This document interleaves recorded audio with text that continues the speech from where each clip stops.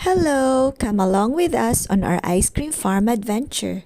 When we arrived, we got our play pass, which included 5 fun games, 4 ice cream cones of our choice, and even 1-liter tub of ice cream to take home.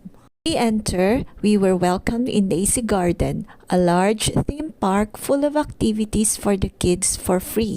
If you don't want to purchase a play pass, you just need to pay an entrance fee and get to choose various activities here for £4.50. Our first stop for our play pass was the Gemstone Cove, where they searched for hidden treasures. Digging through the stones, sand and water, and finding colorful gems was such a fun challenge for them. Next, we went to the Marshmallow Mound.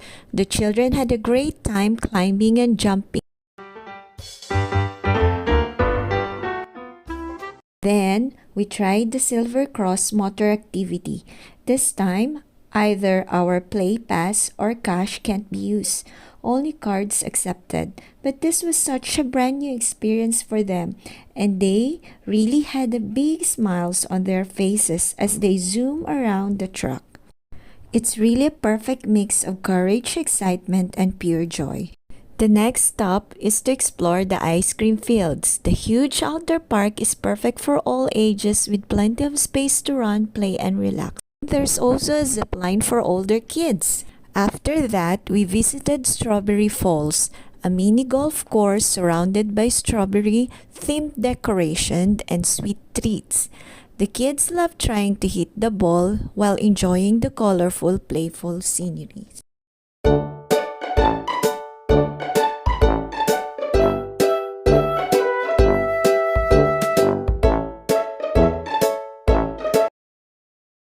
This time, we decided to grab our free ice cream in their store. Everyone got to choose their favorite flavor, and there are lots of flavors to choose from. And yes, we all enjoyed our cones together.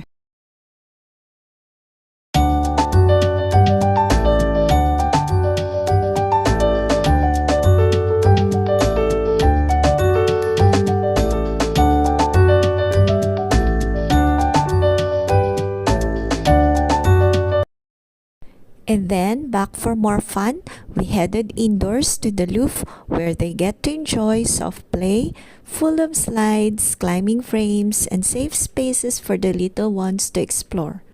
Finally, we ended our day taking home a liter of ice cream to keep the memories going. The one in the counter knew that we drove 2 hours to visit the place, so she packed it nicely so it won't melt. Thank you for watching. Please don't forget to like, share, and subscribe.